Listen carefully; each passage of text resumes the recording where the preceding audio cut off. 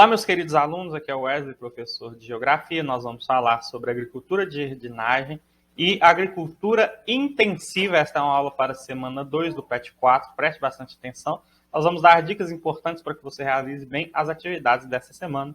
Assistam esse vídeo até o fim, dê o seu like, comente, compartilhe e também inscreva-se nesse canal, porque isso nos ajuda a produzir mais conteúdo para o YouTube, para a internet. Isso é de grande valia que nós possamos contribuir alguma coisa aí com os colegas, também com os alunos. Bom, o que nós vamos ter a respeito da agricultura de jardinagem? Primeiro, condições de relevo e de clima. Essa agricultura de jardinagem é uma técnica milenar utilizada aí no Sudeste Asiático, onde o clima ele é caracterizado pelas monções. O que são essas monções? São um clima característico aí do Sudeste Asiático, que se caracteriza justamente por uma grande precipitação de chuva. E, nesse sentido, o que nós vamos ter? Em áreas de grave declive, em encostas de grande declive, nós vamos ter um empobrecimento desse solo por causa da água que vai levando embora esses nutrientes. O que os asiáticos, por que a utilização, como que essa técnica é utilizada?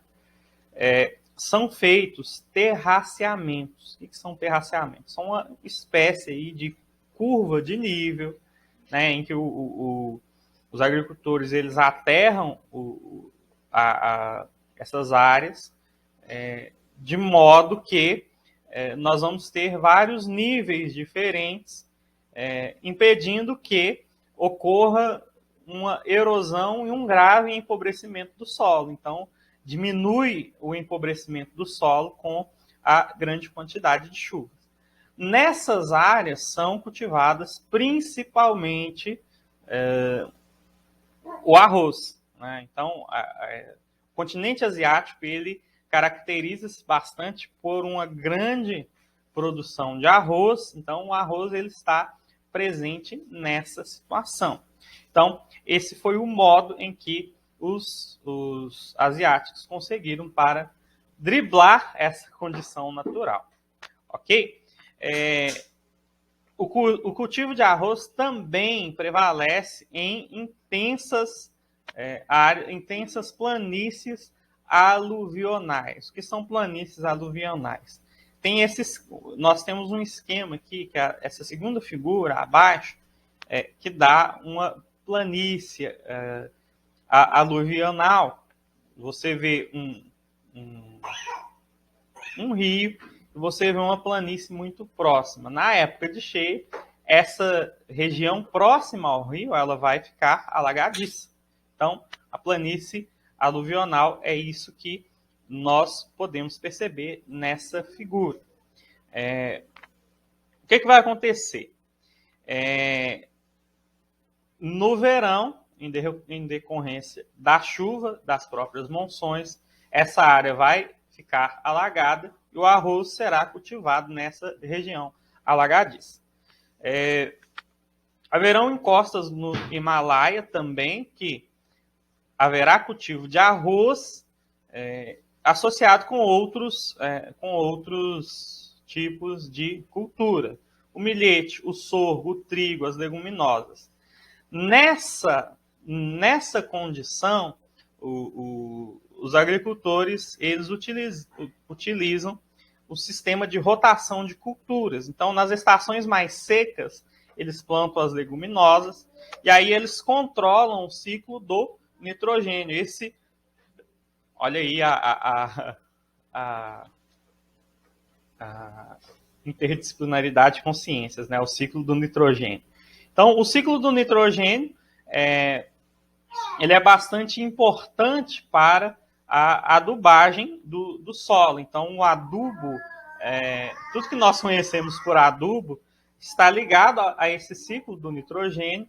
Então, o nitrogênio ele é um um micronutriente, que é um adubo natural, que permite que as plantas cresçam, que fertilizam o solo de algum modo. Então, está completamente ligado. Vocês vão aprender isso na matéria de ciências em algum momento, se vocês já não aprenderam, ou se não na matéria de biologia, futuramente. Mas é basicamente isso. Então, a agricultura no continente asiático, ela tem essas características, né? É uma imagem bastante até satisfatória você ver as curvas de nível, é algo muito bonito aos nossos olhos, né? Mas, enfim, vamos para a agricultura intensiva, que é algo característico aí do continente europeu. Grande parte da agricultura europeia, né, a maior parte, na verdade, ela é fruto de mão de obra familiar. Então, ela vem de mão de obra familiar. Então, são propriedades familiares. Há o emprego de alta tecnologia e há um incentivo muito grande para que haja melhoras, né, para que os agricultores mantenham os seus produtos de forma bastante competitiva e que o continente europeu mantenha a sua autossuficiência nesse setor, ok? Nós já vimos nos outros PETs que a agricultura ela não faz parte da maior parte, ela não faz parte de forma tão grande da economia, ou seja, a questão do terceiro setor e a questão da industrialização ela é muito mais forte na Europa do que a agricultura. Porém, a agricultura que nós temos na Europa é uma agricultura que dispõe de muitos meios e de meios bastante tecnológicos, né? Então, há uma mecanização muito alta desses meios para que haja uma alta produtividade desses agricultores, principalmente aí utilizando-se de mão de obra familiar, né? Da mão de obra familiar. Então, os principais produtos são o que é mais produzido aí: o trigo, na França e Ucrânia, a cevada, no limite com os bosques setentrionais, o centeio e a alternância de batata em solos arenosos. Na área do Mediterrâneo, nós temos o cultivo de oliveiras e videiras, azeite e vinho, né, a produção de azeite e vinho, respectivamente. Além do cultivo de frutas e legumes. Okay? A pecuária, nós já vimos que na pecuária a Europa ela depende dos outros continentes, mas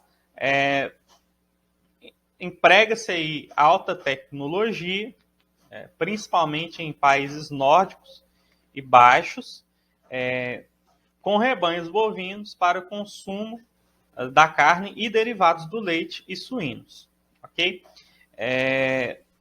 Na pesca, nós temos aí o destaque dos escandinavos e também de Portugal e Espanha, que utilizam aí, que comercializam os principais, o bacalhau, o atum e a sardinha.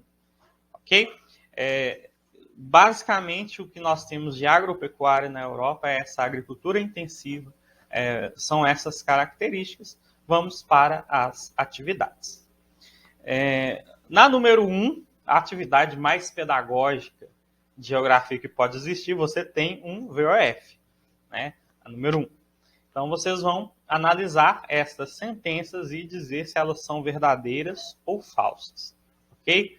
Na número 2, vocês vão ter uma imagem, vocês vão observar a imagem e explique, né, como que é feito o plantio da técnica do terraceamento. ok? Com a técnica do terraceamento.